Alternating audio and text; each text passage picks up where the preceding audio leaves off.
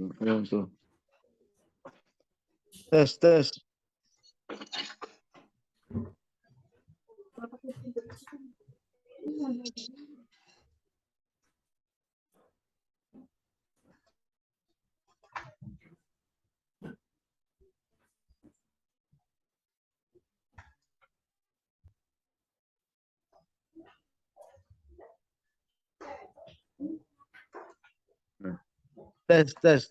Nah, ini tidak bergerak. Biasanya bergerak dia. Mulailah ya. Ya Pak, sebentar Pak. Oh, sudah. Kedengaran suara Pak Des ya? Assalamualaikum warahmatullahi wabarakatuh. Waalaikumsalam. Apa kabar semuanya hari ini anak? Alhamdulillah. Betul, Allahu Akbar ya. Baik ya, alhamdulillah pada kalian baik. Hari ini kita akan melanjutkan pertemuan kedua ya. Tapi sebelumnya berdoa dulu ya. Tolong dipimpin doanya nomor.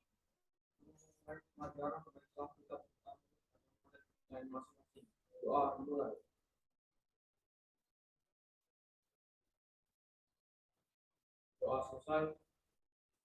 Ya, terima kasih untuk Novel yang sudah memimpin doa pada hari ini. Nah, sebelum kita memulai pembelajaran, silakan dilihat dulu kalau masih ada sampah di dalam laci kalian, di bawah meja ataupun di bawah kursi ya.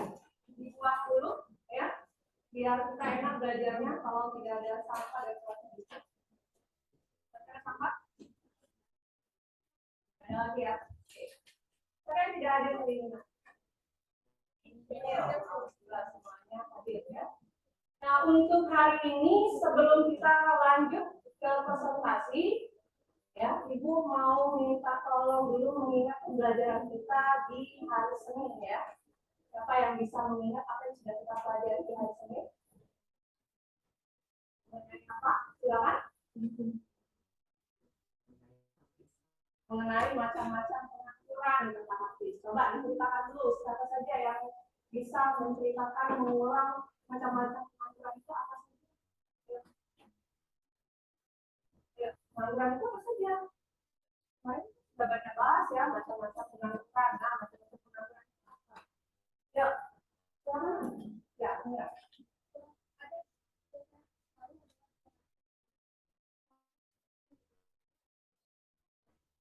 Pengaturan tersebut pengaturan terbuka.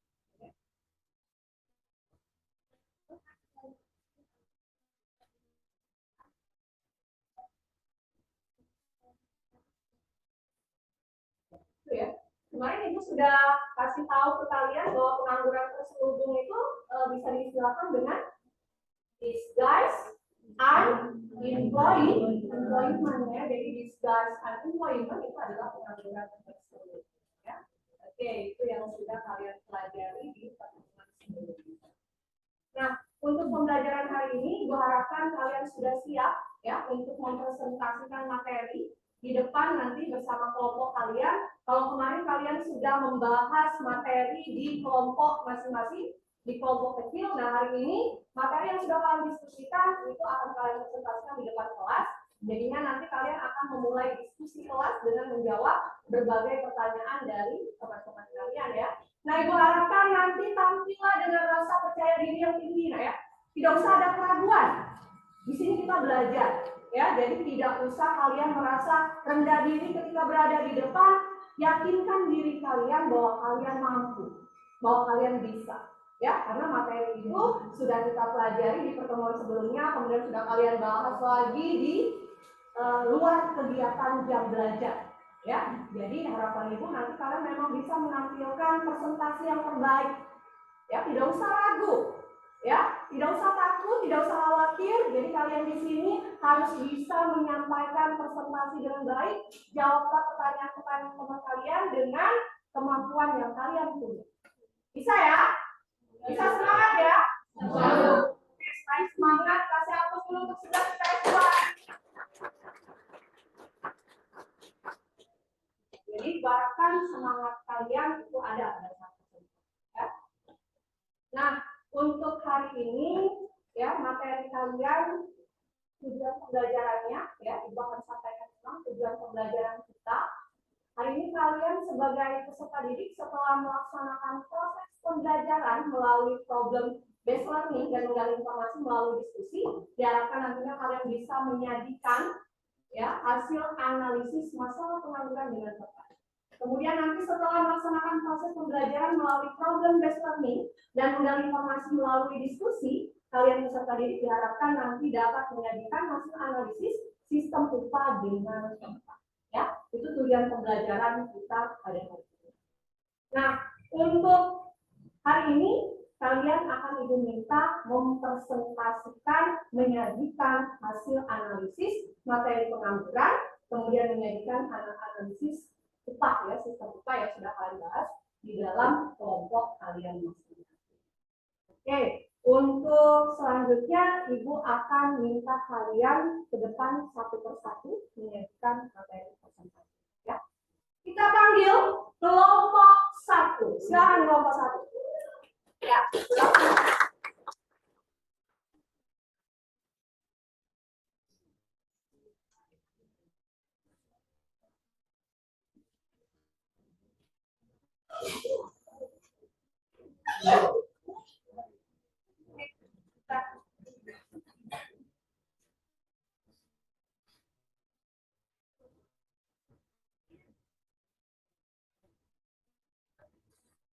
Assalamualaikum warahmatullahi wabarakatuh.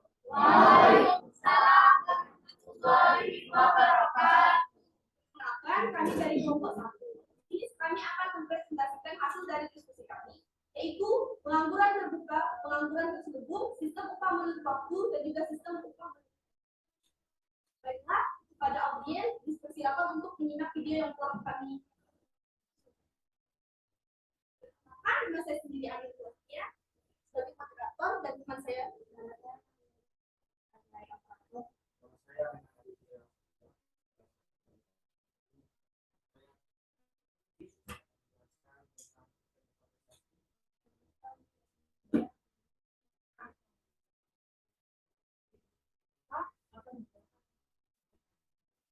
Baiklah, sini audiens dipersilakan untuk menyimak video yang telah kami diskusi.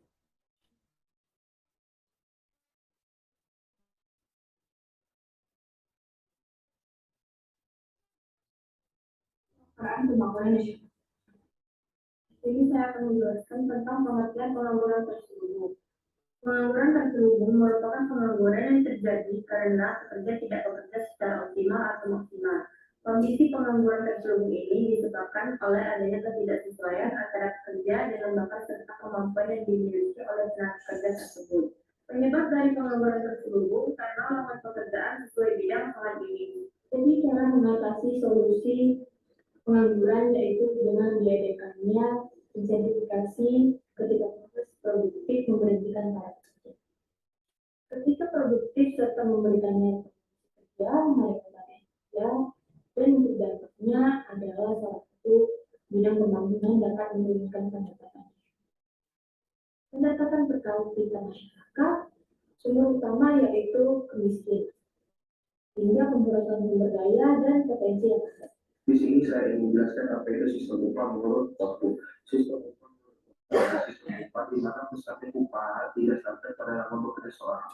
Satuan waktu dihitung per jam, per hari, per minggu, dan per bulan.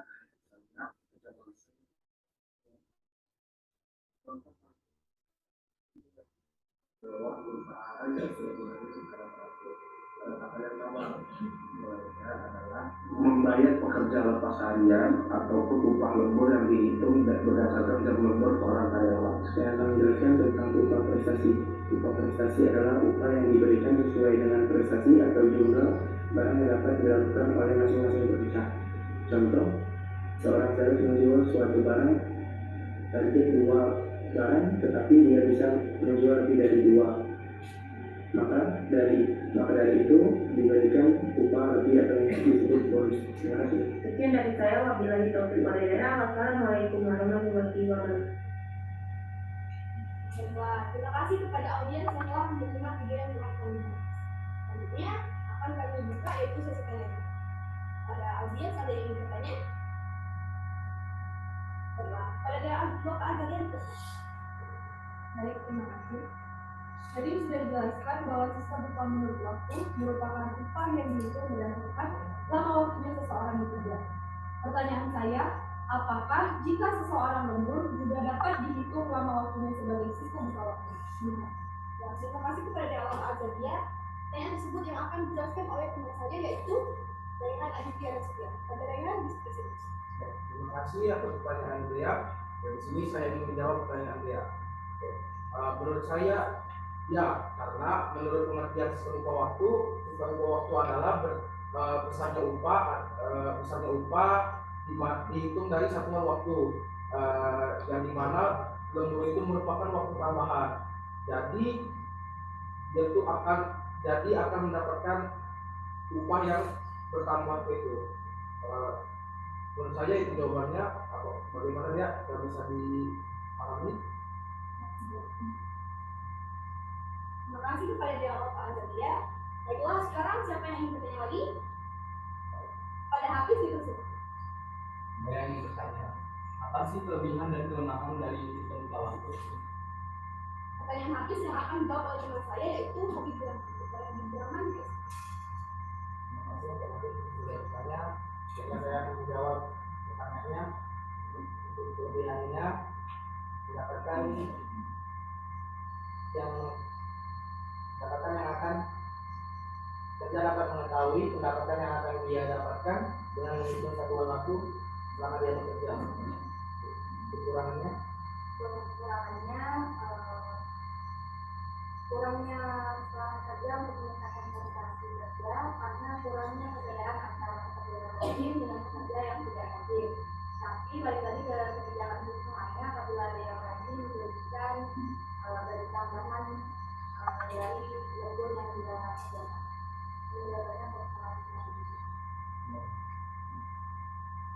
Kemudian ada yang bertanya lagi? Ada Erin.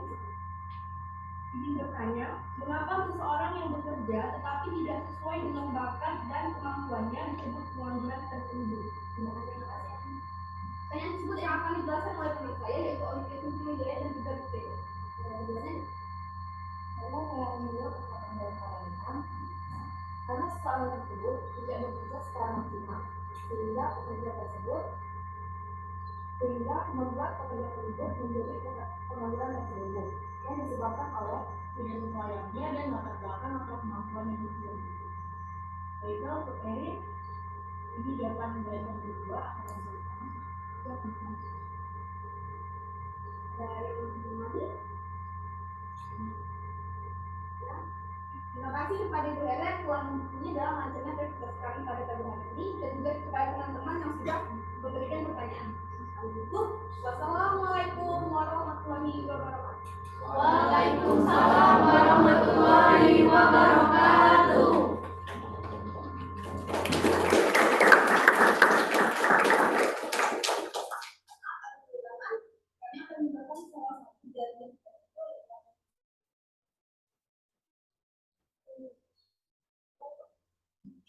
Pengangguran terselubung adalah pengangguran yang seorang hanya bekerja dengan tidak keahliannya atau tidak mempunyai skill dan bisa melakukan pekerjaan yang tidak optimal dan bisa mendorong pada pekerja yang tidak bisa melakukan sebuah penghasilan optimal dikarenakan tidak sesuai dengan skill dan juga kemampuan.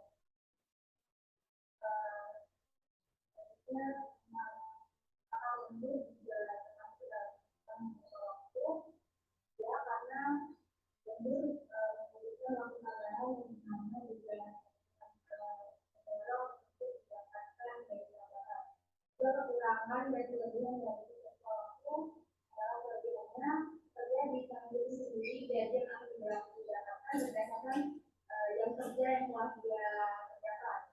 Kekurangan juga kurangnya mendorong semangat antara pekerja yang rajin dan pekerja yang kurang rajin. Assalamualaikum warahmatullahi wabarakatuh. Waalaikumsalam warahmatullahi wabarakatuh. Ya, kasih hapus dulu untuk kelompok. Kelompok 1 dipersilakan untuk kembali ke tempat. Kita lanjut dengan kelompok 2. Silakan kelompok 2. Assalamualaikum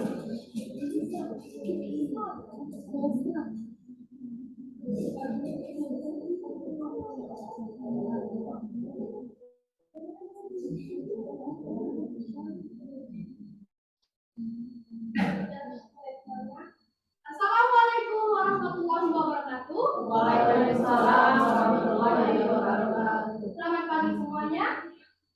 Sebelumnya terima kasih kepada selaku guru pembimbing pada kesempatan pagi ini dan Serayu sebagai moderator yang akan membantu jalannya presentasi pada pagi hari ini dan teman-teman saya. Saya Mardika sebagai operator. Saya Karolina. Saya Muhammad Jaya. Saya Muhammad Jaya. Baiklah, untuk selanjutnya kami akan menjelaskan apa sih itu pengangguran berdasarkan penyebab, berdasarkan waktu lama bekerja maupun menganalisis secara sistem upah. Dari video yang kami akan tampilkan, kami akan membahas yaitu tentang pengangguran musiman, pengangguran dengan menganggur, dan sistem cara upah seperti sistem upah premi maupun dorongan. Untuk para audiens, mari kita lihat video yang kami buat.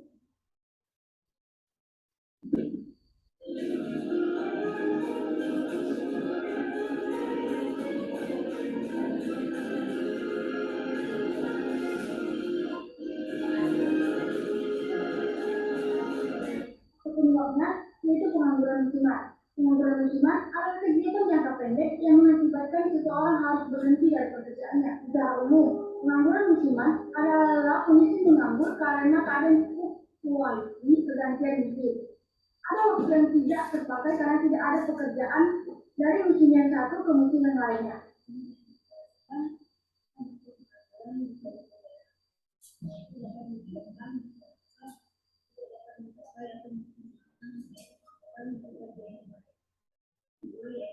Pengangguran musiman berarti itu yaitu hilangnya pekerjaan atau pendapatan dan kedua yaitu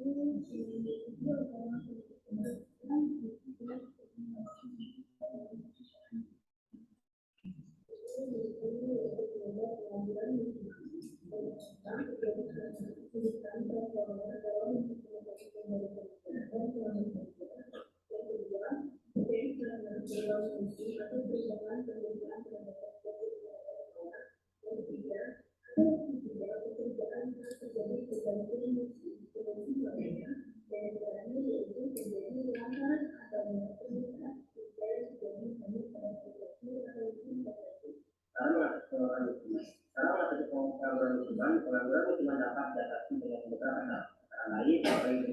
Jika itu masih yang kuat, jika ada lowongan pekerjaan di sektor lain, melakukan pelatihan di bidang pekerjaan lain seperti menjahit, menggelar, menggorgin, menyablon, dan jenis-jenis pekerjaan lain untuk memanfaatkan waktu sambil tetap bekerja untuk menunggu datangnya musim baru.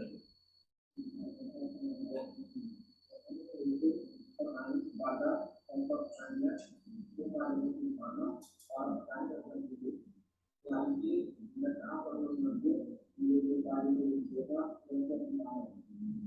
Dan ada ini orang kaya adalah pengangguran tengah menganggur atau underemployment merupakan situasi ketika seseorang bekerja namun ternyata tidak dimanfaatkan maupun diukur dari jam kerja yang dia lakukan.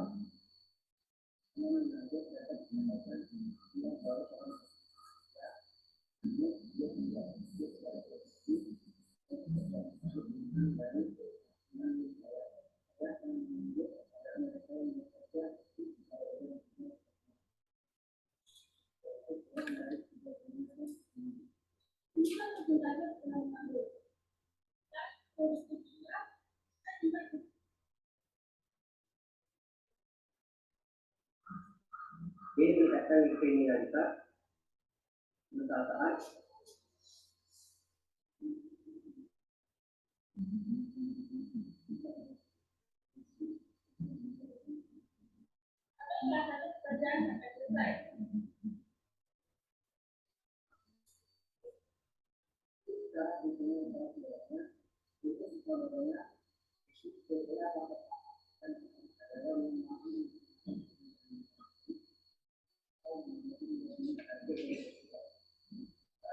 untuk sistem upah ada pekerja hotel yang membawakan dompet kita yang berat ke lantai 3 sama kita.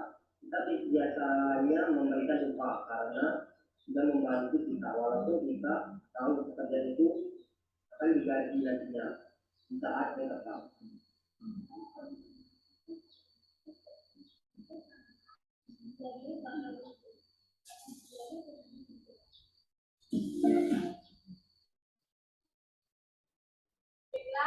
Setelah video yang akan diskusikan, untuk para audiens, apakah ada yang ingin bertanya?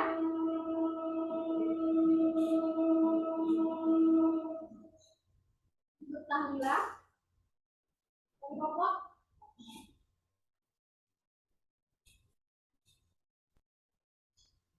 Saya ingin bertanya, contoh dari teman-teman. Untuk Tahmila kami kasih dahulu dan dilanjutkan dengan pertanyaan yang lain.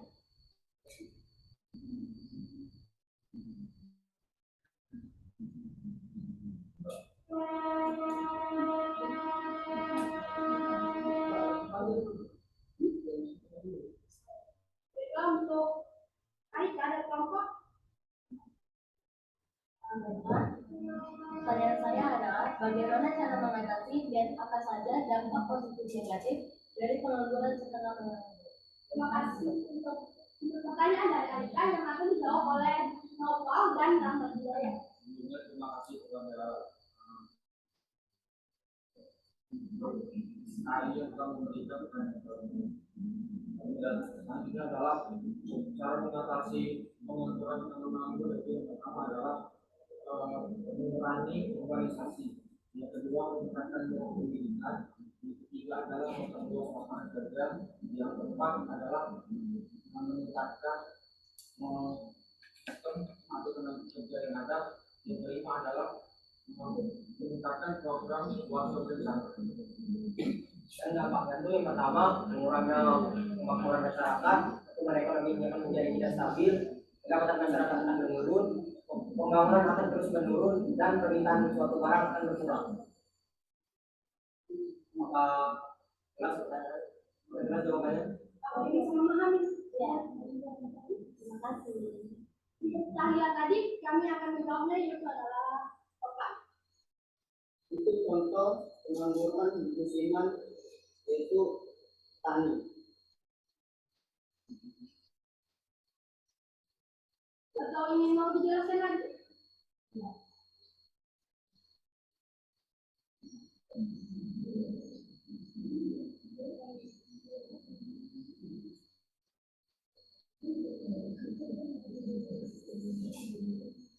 Jadi sekali boleh menambahkan ya, tidak harus sopan ya.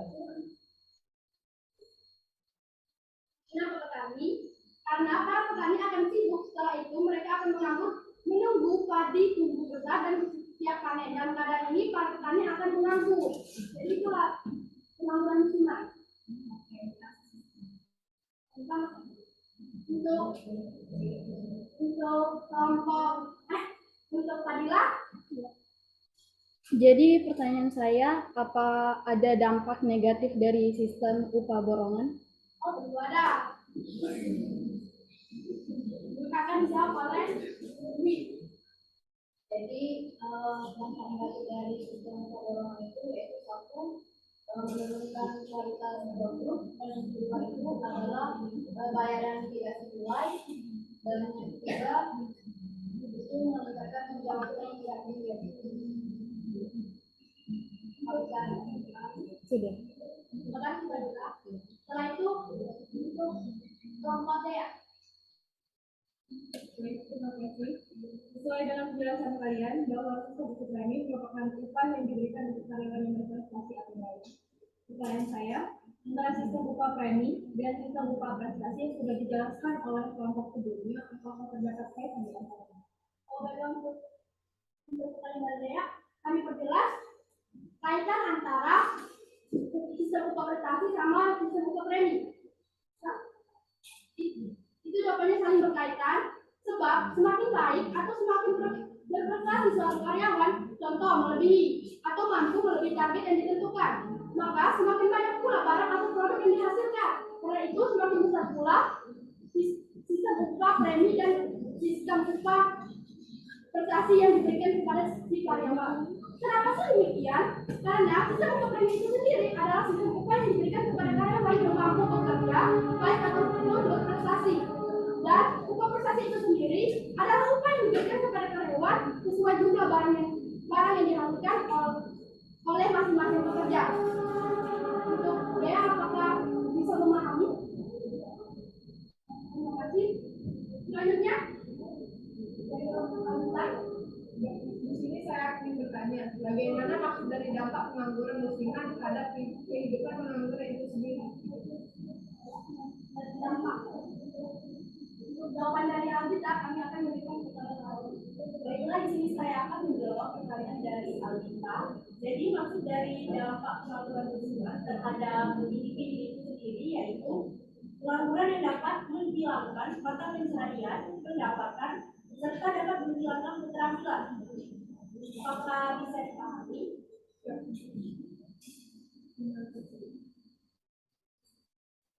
Dari presentasi kami tadi dapat disimpulkan bahwa pengangguran berdasarkan penyebabnya itu contohnya adalah pengangguran musiman. Apa sih pengangguran musiman itu? Pengangguran musiman adalah pengangguran jangka pendek yang terjadi akibat pergantian musim.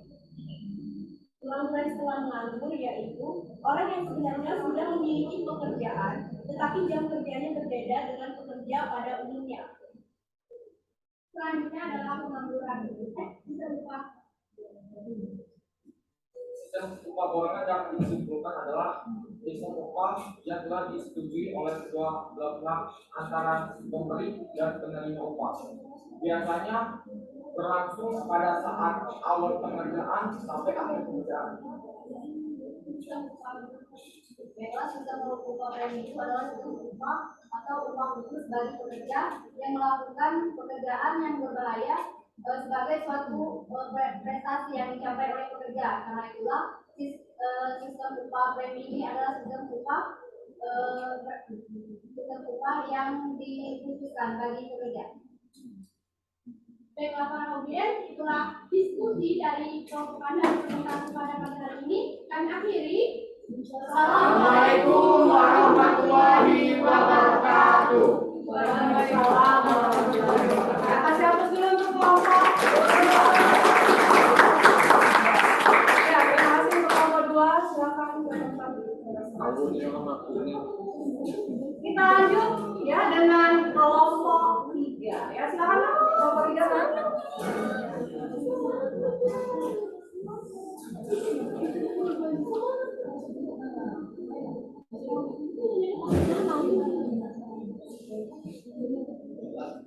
Assalamualaikum warahmatullahi wabarakatuh.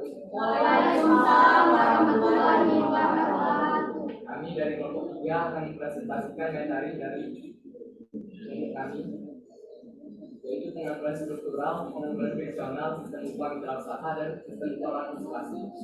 Perkenalkan, saya selaku moderator Emma Deza, kemudian teman saya selaku operator.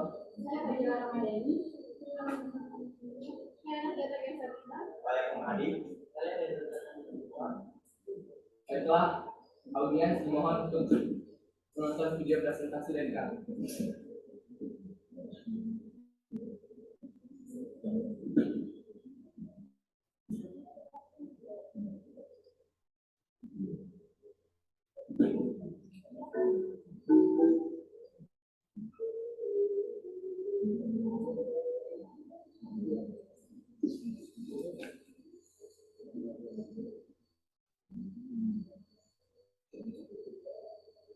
Pengangguran struktural adalah jenis pengangguran yang terjadi karena adanya penurunan ekonomi dalam suatu negara atau wilayah.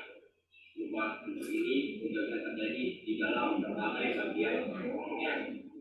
Pengangguran ini juga dilakukan adanya perubahan dalam sektor ekonomi yang tidak tertekan antara keterampilan yang dimiliki oleh pekerja dan juga keterampilan yang dibutuhkan oleh pengusaha.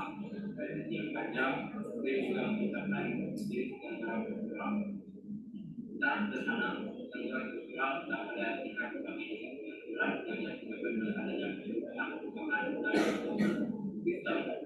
misalnya dari agraris menjadi industri. Oleh sebab itu banyak tenaga kerja yang tidak memiliki kriteria yang diharapkan oleh perusahaan sehingga perusahaan akan melakukan PHK.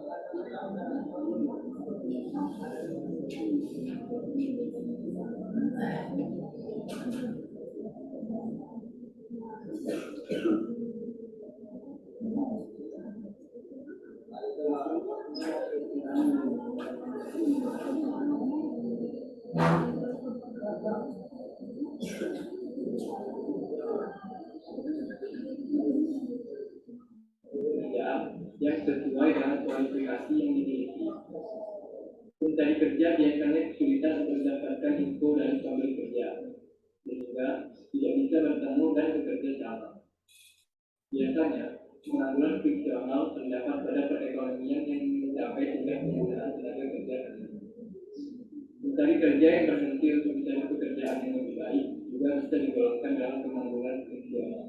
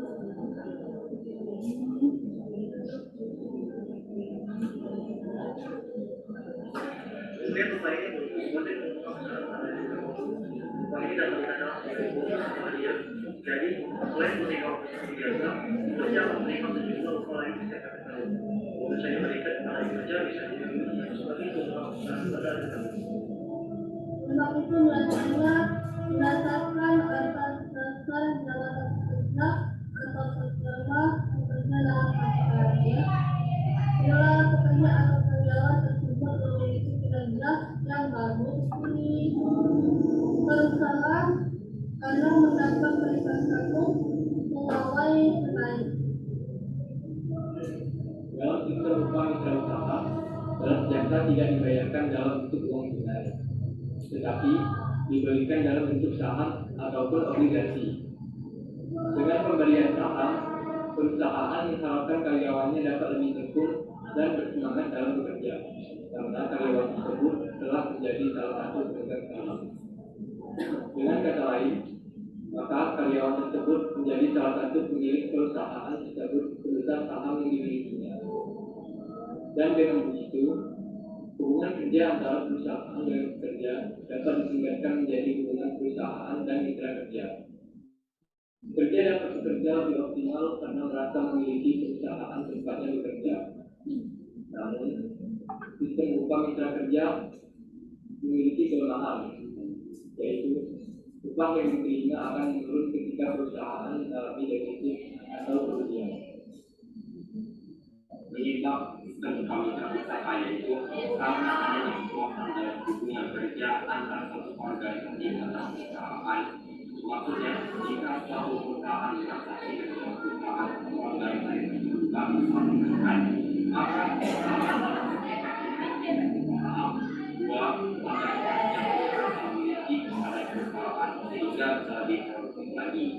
Jika pegawai menjadi diberi saham, maka pekerja tersebut dapat lebih produktif lagi. Contoh sistem upah mitra usaha yaitu 1. Seorang CEO perusahaan yang mendapatkan gaji berupa saham. 2. Pegawai perusahaan yang lembur mendapatkan upah lembur berupa saham. 3. Perusahaan X memberikan upah saham kepada para pegawainya agar mereka lebih produktif. Sekian dari kami. Baiklah, audiens, terima kasih telah menyimak.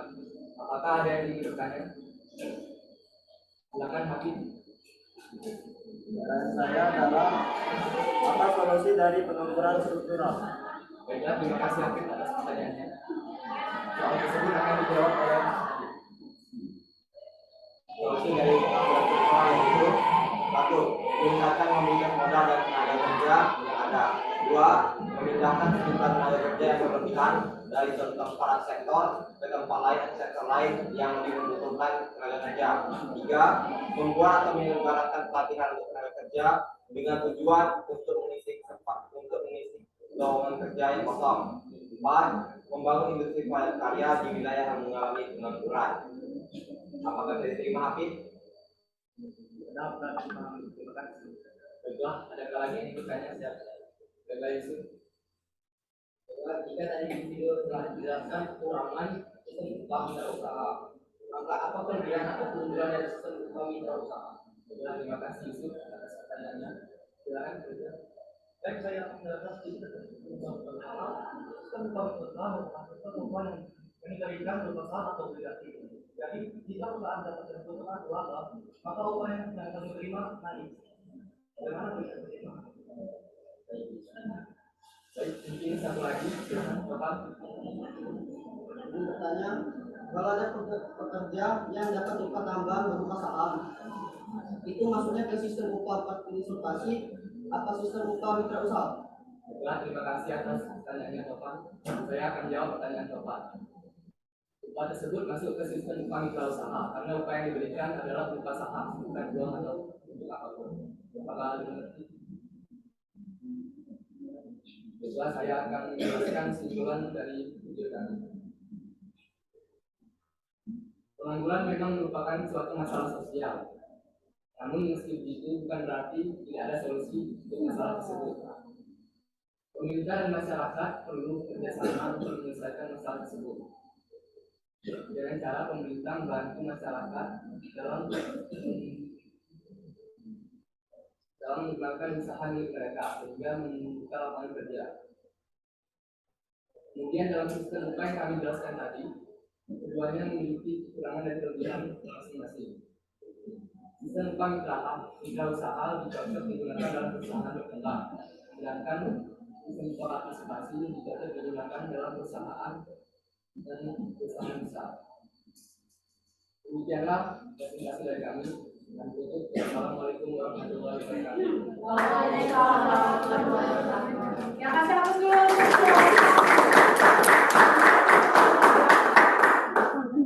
Selanjutnya, ya, kelompok 4. Silakan kelompok 4.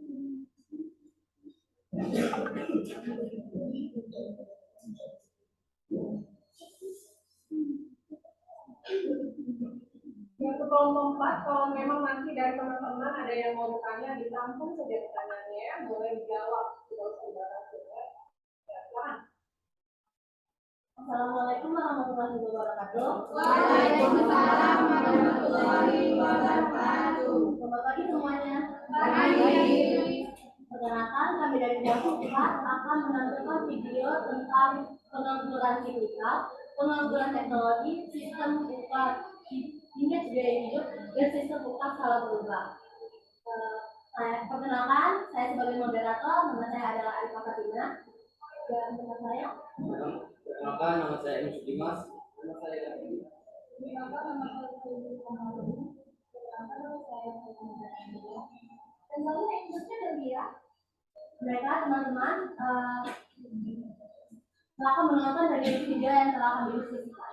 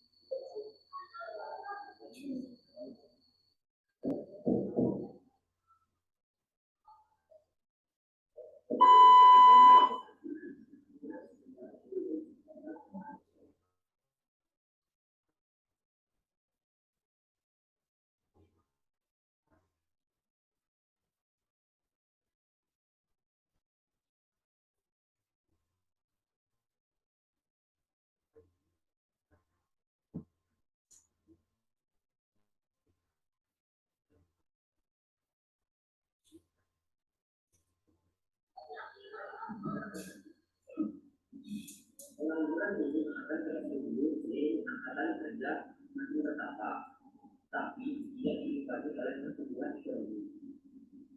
Kemudian, pengangguran serikat ini disebut juga pengangguran makroekonomi, karena efek pengangguran ini tidak hanya menimpa beberapa industri saja, tapi beberapa pada pertumbuhan ekonomi secara makro. Terjadinya pengangguran ekonomi. Perubahan ekonomi. Kedua, naik turunnya kegiatan ekonomi. Ketiga, gabungan kerja juga menyebabkan biasanya bagi pekerja pengangguran ekonomi. Baiklah, materi selanjutnya akan dibawakan oleh David.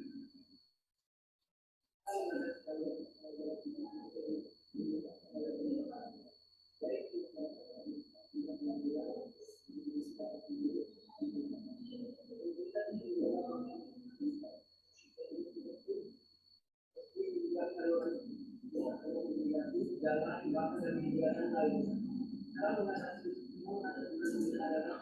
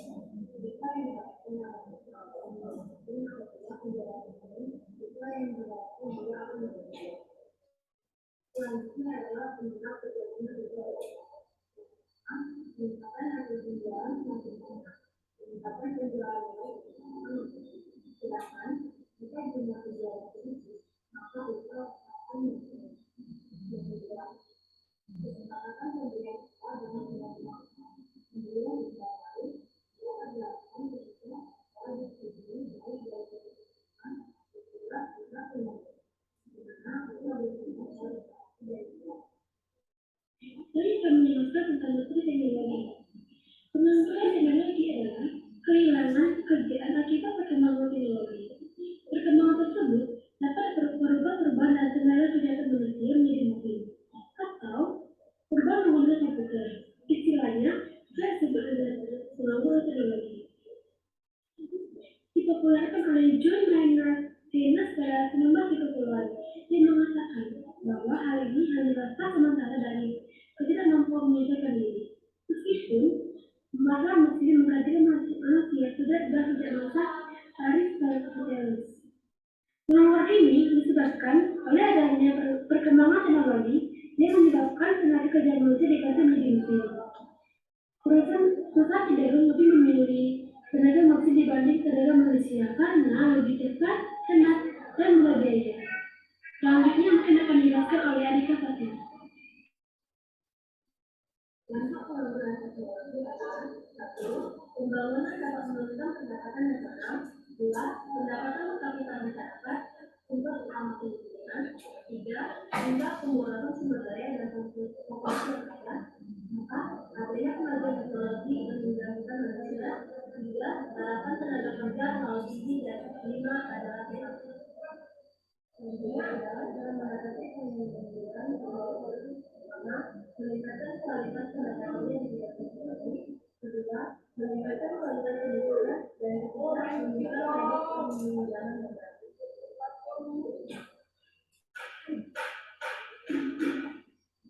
Baiklah, terima kasih kepada teman-teman yang sudah menyimak dan menonton video diskusi dari kelompok kami. Jika ada yang ingin bertanya, dipersilakan. Kepada Nova. Pertanyaan saya adalah apakah hubungan dan Baiklah, pertanyaan dari Nova akan kami tampung dahulu. Ada yang ingin bertanya lagi? Pada Sisra, silakan. Baiklah, terima kasih sebelumnya moderator. Pertanyaan saya adalah, nah kan tadi kalau tidak salah upah skala perubahan itu semakin banyak, yang dijual semakin besar pula upah yang dibayar. Seperti apa sih contohnya atau brand mana yang menerapkan sistem upah itu? Habis itu, nah jika si karyawan tidak dapat menjual satu pun produk, apakah masih diupah atau memang ada ketentuan sebelum bekerja? Baiklah, pertanyaan dari Sisra akan ditampung dulu. Ada lagi yang bertanya? Jadi kan pengangguran teknologi tadi adalah pengangguran yang tergantikan oleh teknologi. Jadi apa peran teknologi yang digantikan manusia tersebut? Pertanyaan dari Nova akan ditampung dulu. Baiklah, di sini saya akan menjawab pertanyaan dari Nova. Apa saja sih keuntungan dari pertama, kedua, kualitas kerjanya jauh lebih baik, ketiga, mudah dalam pengawasan, serta administrasi pembayaran.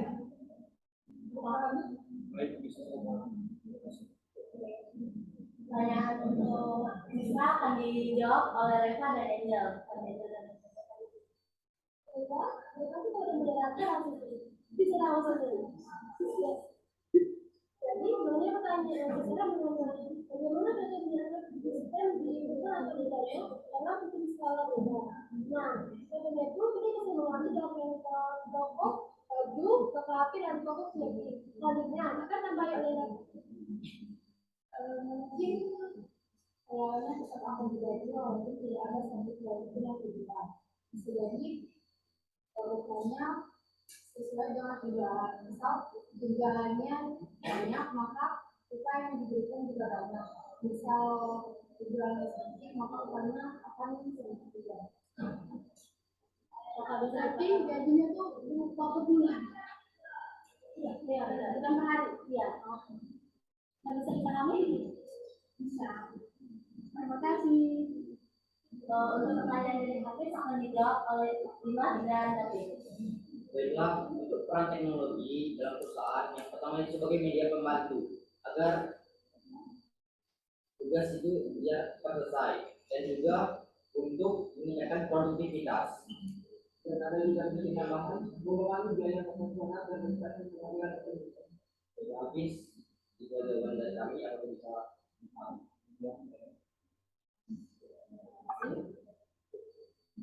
Baiklah, untuk kesimpulan dari hasil diskusi kami adalah pengangguran dan sistem upah adalah hal yang sangat berbeda. Pengangguran adalah para individual yang kehilangan pekerjaan karena berbagai faktor. Saatnya istirahat pertama. It's time to have first break. Baik, kita lanjutkan. Pengangguran adalah para individual yang kehilangan pekerjaan karena berbagai faktor ataupun dikarenakan belum menemukan pekerjaan yang pas dengan skill yang mereka punya. Sedangkan sistem upah adalah naik turunnya upah yang diterima oleh para pekerja. Keduanya memiliki keunggulan dan kelemahannya masing-masing, baik para pekerja maupun bagi perusahaan yang dikembangkan untuk seluruh pekerja. Terima kasih. Sekian dari kelompok 4. Wassalamualaikum warahmatullahi wabarakatuh. Waalaikumsalam warahmatullahi wabarakatuh. Kasih hapus dulu untuk kelompok 4. Terima kasih kelompok 4. Silakan kembali ke tempat yang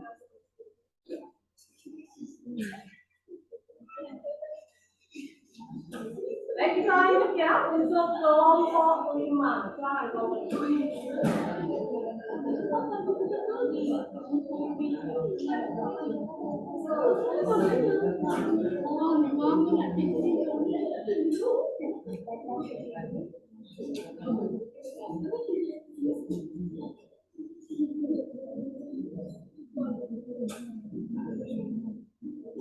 Assalamualaikum warahmatullahi wabarakatuh. Waalaikumsalam warahmatullahi wabarakatuh. Nama kata saya, perkenalkan nama saya adalah Pak Adelia sebagai moderator dan teman-teman saya lainnya. Saya Muhammad Al-Qudian sebagai operator.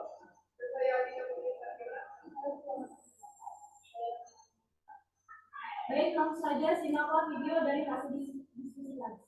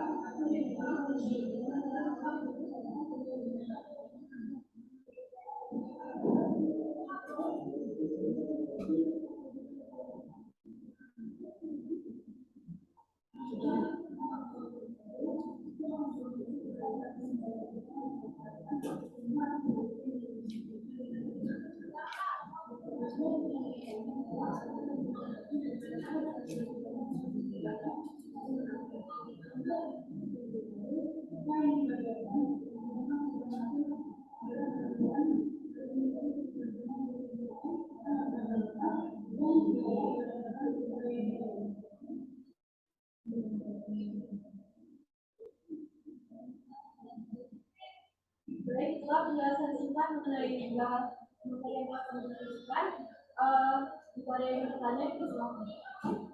Ada nggak solusi dari pengangguran yang voluntari? Jadi pertanyaannya akan kami terlebih dahulu.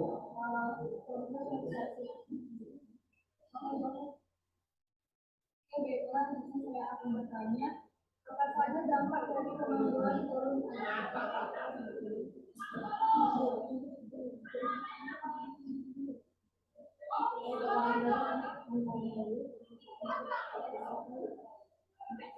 Terlihat dari pengangguran voluntari tadi dijelaskan bahwa mereka mendapatkan upah tertentu, tapi pekerjaan itu sebenarnya tidak ada. Maksud dari pekerjaan itu tidak ada.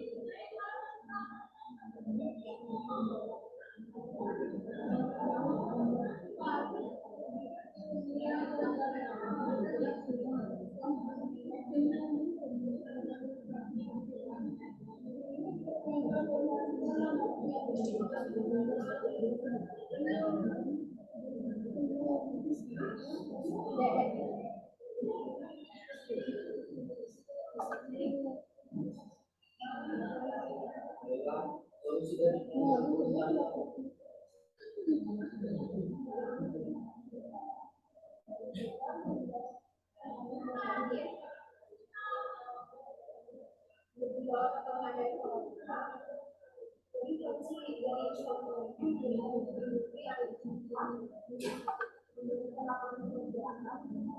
dan memberikan sebuah itu pelajaran apa yang mengalami caranya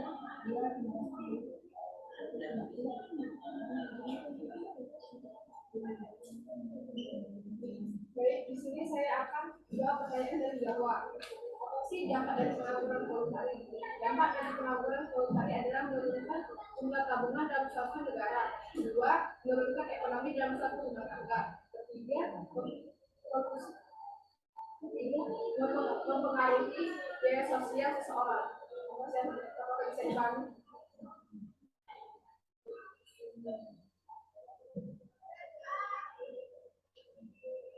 Menjawab pertanyaan dari Hafiz. Nah, jadi maksud dari itu seorang involuntari akan melakukan sebuah upah tertentu dari satu pekerjaan tersebut yang dia buka sendiri tempat usahanya. Nah, contohnya itu seperti yang tadi sudah dijelaskan, yaitu contohnya tempat sewa rumah ataupun apa lagi. Terima kasih apakah bisa dipahami? Habis.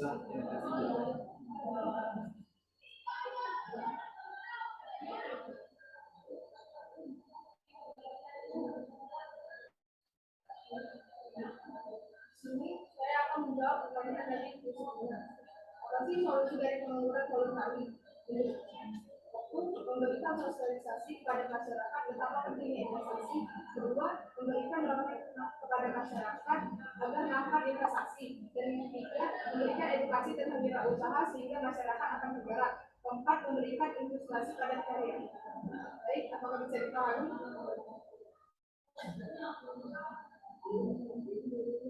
Untuk pertanyaan terakhir yang dari Amira, pertanyaan tadi adalah jika seorang pengangguran voluntari bekerja dalam jangka panjang, apakah ini bisa disebutkan?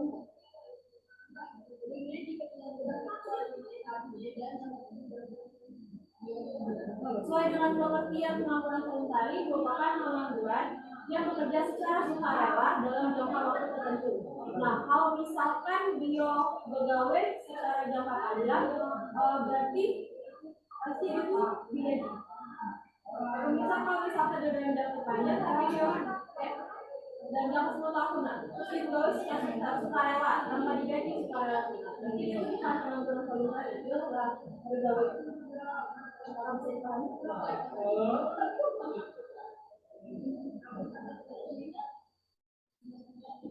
Baik, setelah pertanyaan kami dapat menunjukkan bahwa pengangguran dan sisa berupa itu pasti ada penyebab, solusi, dan dampak. Tiga hal ini tidak akan bisa saling menjauh karena saling ada kaitannya. Nah, dari pengangguran voluntari dan involuntari terdapat dampak, solusi, dan penyebab. Dan juga di sistem upah juga terdapat penyebab. Itu adalah presentasi singkat dari hasil diskusi kami. Mohon maaf apabila ada kata-kata yang salah maupun materi yang kami jelaskan masih kurang. Saya selaku moderator dan pendahului. Wassalamualaikum warahmatullahi wabarakatuh. Waalaikumsalam warahmatullahi wabarakatuh. Kasih hapus dulu ya.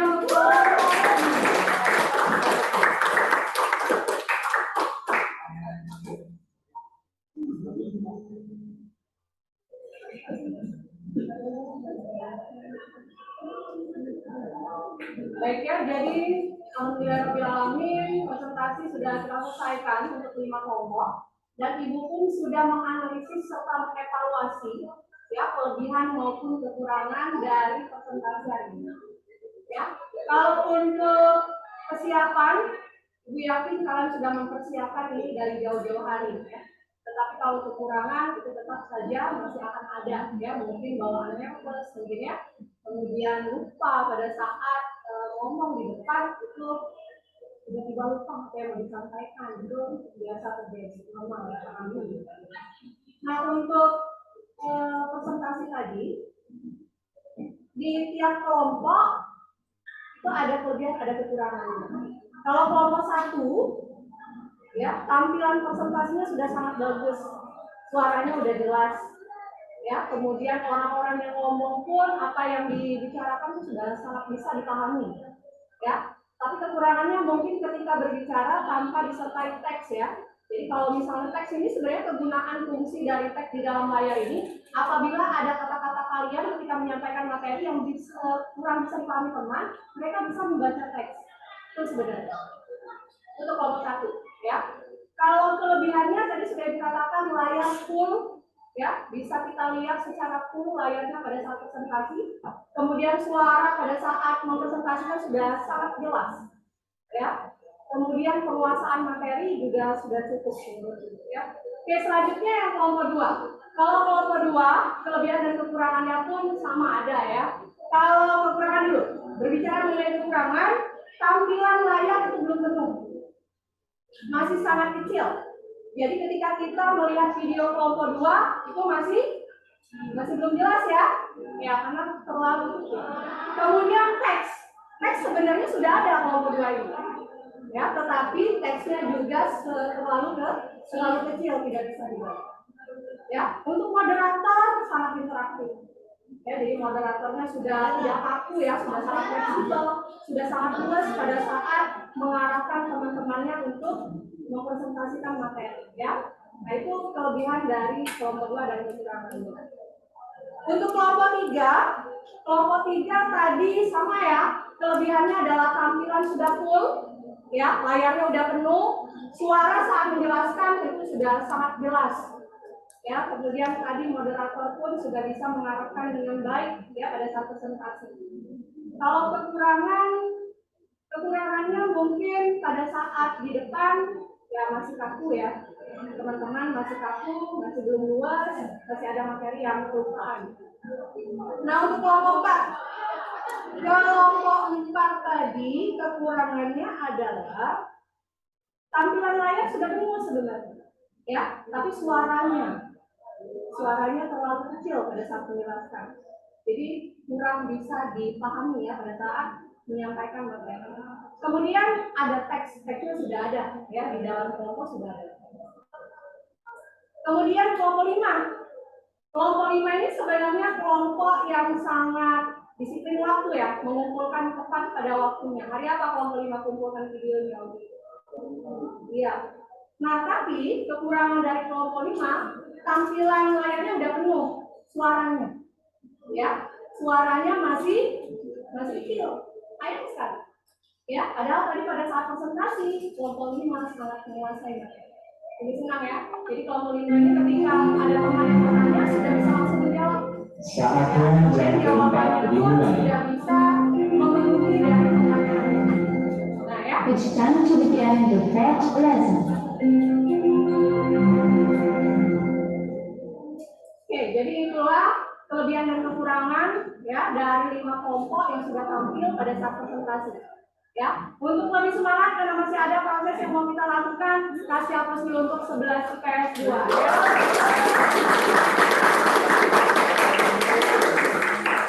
Oke, Ibu minta coba kelompok 1 simpulkan lagi materinya hari ini apa? Karena kelompok 1. Ya, siapa yang mewakili kesimpulan kelompok? Siapa yang bisa menyimpulkan? Ya, silakan. Kesimpulan materinya ya. Dari kelompok satu adalah orang yang bekerja tapi tidak sesuai dengan bakat maupun kemampuannya. Itu juga karena dia sesuai dengan pekerjaan dan juga keahlian. Oleh dia sesuai dengan pekerjaan dan bakat kemampuannya. Tentu juga termasuk ke dalam sistem waktu ya. Karena sesuai dengan pekerjaannya bahwa sistem waktu adalah misalnya uang.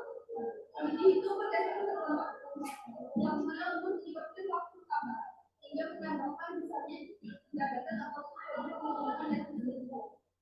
Keduanya, dia dapat menghitung sendiri pendapatan yang akan diperoleh dan juga menambahkan waktu bersama dengan. Caranya adalah kita mendorong suatu semangat bekerja untuk meningkatkan kualitas kerja agar tidak ada perbedaan di upah yang menyebabkan. Kemudian rajin kerja tidak rajin, tapi hal itu semuanya yang melakukan Kesimpulannya ya, coba kelompok 2 sekarang. Kesimpulan kelompok 2 mana? Kesimpulan dari kelompok 2 yaitu kita dapat menganalisis pengangguran berdasarkan penyebab, yaitu contohnya pengangguran musiman. Pengangguran musiman itu adalah pengangguran yang terjadi dalam jangka pendek yang terjadi karena perubahan musim, pergantian musim dan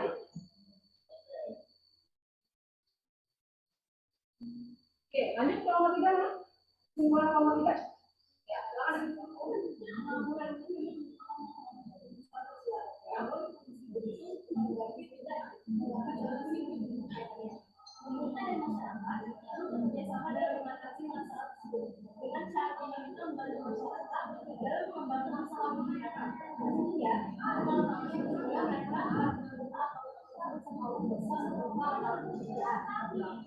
kemudian dalam sesuai yang tadi keduanya untuk perusahaan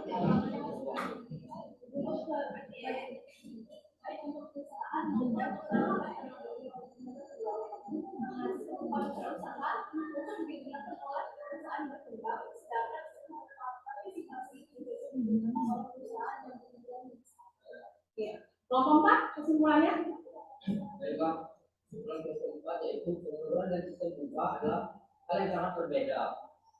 Pengangguran adalah para individual yang kehilangan pekerjaan karena berbagai faktor ataupun dikarenakan belum menemukan pekerjaan yang pas dengan skill yang mereka punya. Sedangkan sistem upah adalah naik turunnya upah yang diterima oleh para pekerja. Keduanya memiliki keunggulan dan kelemahannya masing-masing, baik bagi para pekerja maupun bagi perusahaan yang digunakan oleh perusahaan untuk seluruh pekerja. dari kesimpulan yang kami dapatkan yaitu kami dapat mengetahui dan dari voluntari dengan voluntari dan solusi voluntari.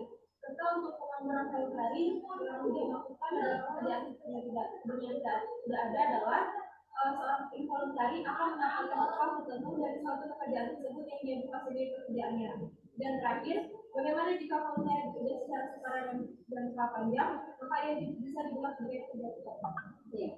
Jadi untuk presentasi hari ini kita sudah menjawab ya macam-macam pengangguran itu apa, penyebabnya apa, dampak dan solusinya apa. Jadi kalau kita berbicara mengenai pengangguran, ya, jadi pengangguran itu ada banyak macamnya.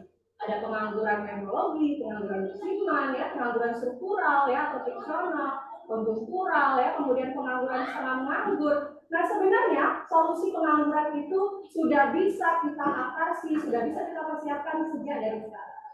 Ya, nah kalau kita mau mengandalkan diri kita bekerja dengan pemerintah, jelas pengangguran akan tetap banyak. Jadi apa sih solusinya sebagai pelajar? Apa yang harus kalian lakukan untuk bisa mengurangi angka pengangguran? Dengan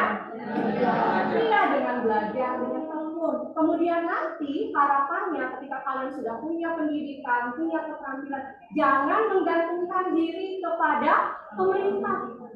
Jangan menggantungkan diri kepada orang lain.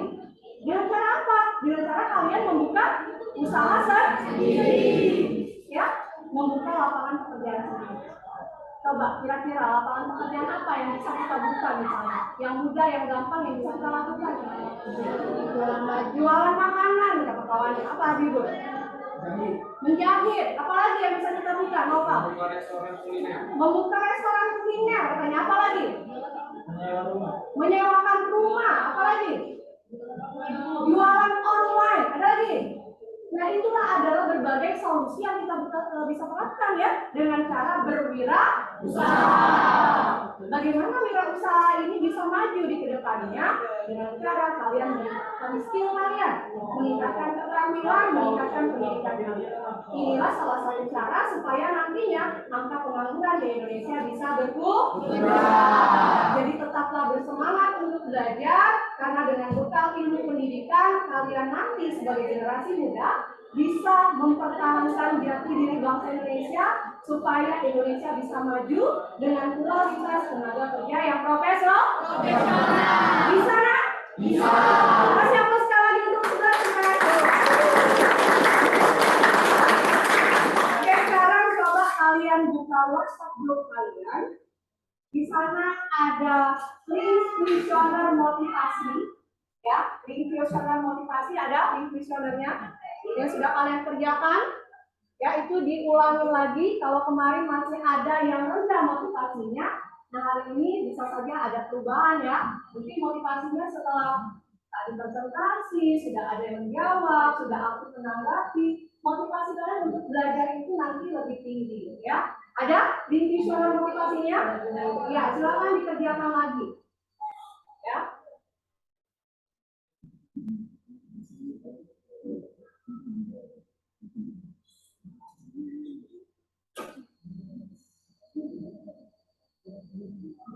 Ada? Ada link kuesionernya? Oke, coba dikerjakan dulu.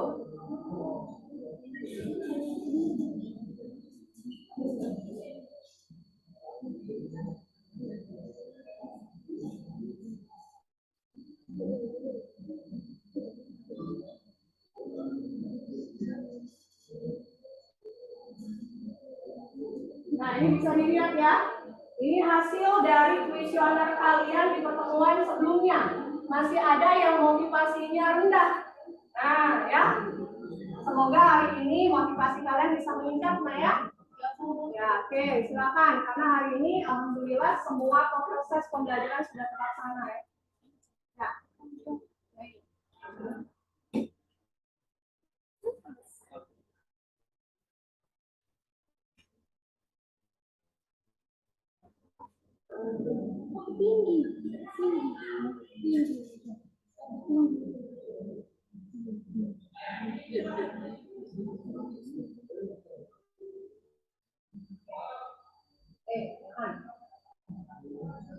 Itu tinggal memilih saja ya, memilih jawaban yang paling sesuai dengan apa yang sudah kalian alami di dalam proses pembelajaran.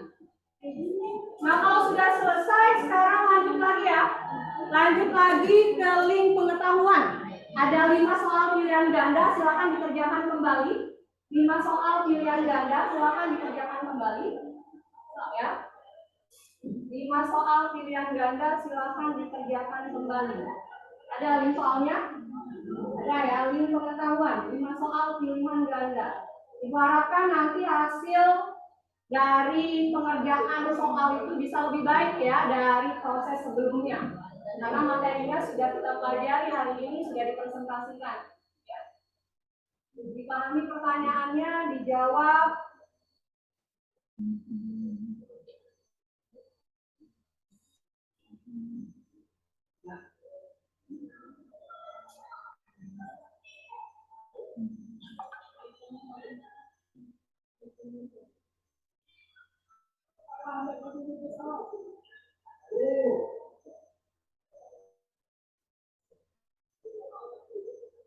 Kalau kalian sudah selesai mengirim, nanti ada nilainya ya, sudah ada nilai yang tertera di situ.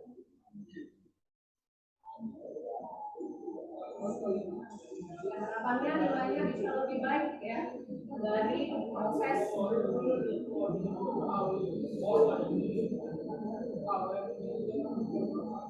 Sudah? Berapa nilainya? Ada yang 100, ada yang kurang dari 100? Enggak.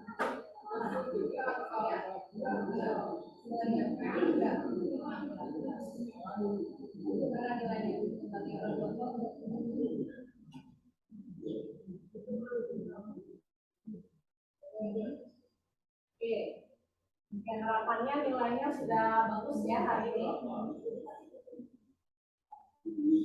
Oke, berikutnya satu lagi nak, link refleksi. Ada link refleksi ya. Kalian kerjakan lagi. Kalau kemarin masih ada yang belum terlaksana, misalnya kita belum presentasi ya. Nah hari ini dijawab lagi ya. Jadi refleksikan apa yang sudah kalian capai di dalam proses pembelajaran pada pertemuan kali ini. Kalau pertemuan pertama masih ada yang belum terlaksana, ya tanya jawab, diskusi kelasnya belum, presentasinya belum. Nah hari ini silakan. Ya direfleksikan apa-apa yang sudah kalian dapatkan dalam proses pembelajaran dan apa yang belum dan apa yang akan diupayakan ya pada proses pembelajaran berikutnya. Ya, silakan diisi link refleksinya. Ada link refleksinya? Ada ya? Ya.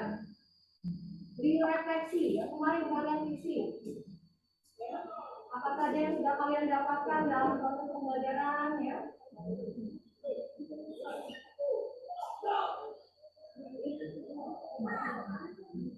Ada juga refleksinya?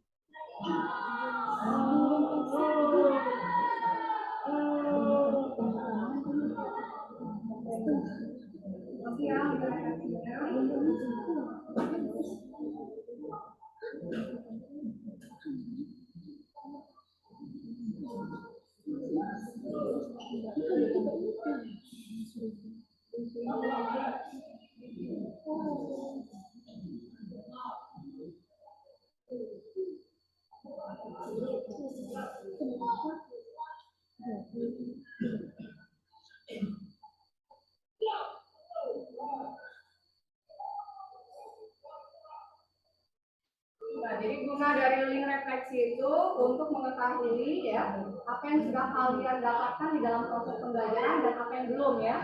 Jadi kalau nanti ada yang belum terlaksana akan kita capai di pertemuan-pertemuan berikutnya.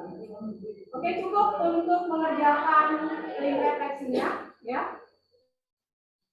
Oke, untuk hari ini sebelum kita menyelesaikan pembelajaran, Ibu mau kasih reward ya untuk teman-teman yang sudah bisa mempresentasikan dengan baik ya. Ini sudah ada penilaian dari Ibu.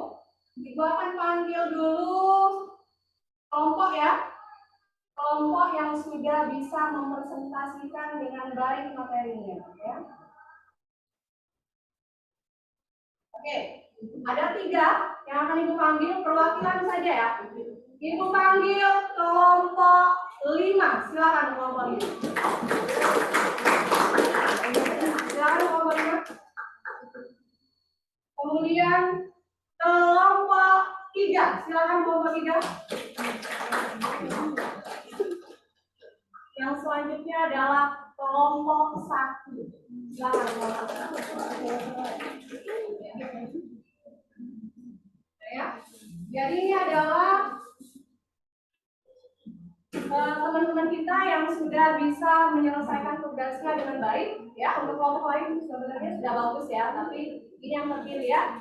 Ini untuk kelompok 3, kelompok 5 dan kelompok 1. Ya, kasih aplaus dulu. Oke, terima kasih untuk kalian bertiga. Silakan duduk.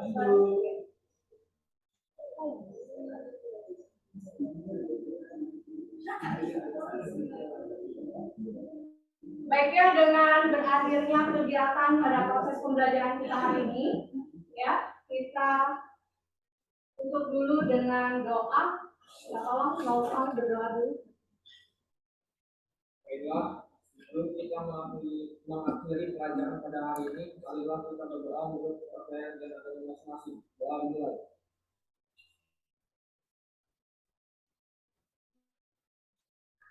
Doa selesai. Ya, terima kasih Noval. Ibu ingatkan kembali untuk pertemuan berikutnya, silakan kalian belajar mengenai materi, ya, indeks harga dan inflasi, ya, dengan kebijakan moneter. Kita akan berjumpa di pertemuan berikutnya dengan materi yang baru ya. Terima kasih atas partisipasi dan kerjasamanya. Semoga anak-anak di sini tetap semangat dan sukses di dalam proses pembelajaran. Diakhiri dengan wassalamualaikum warahmatullahi wabarakatuh. Waalaikumsalam warahmatullahi wabarakatuh. Terima kasih ya.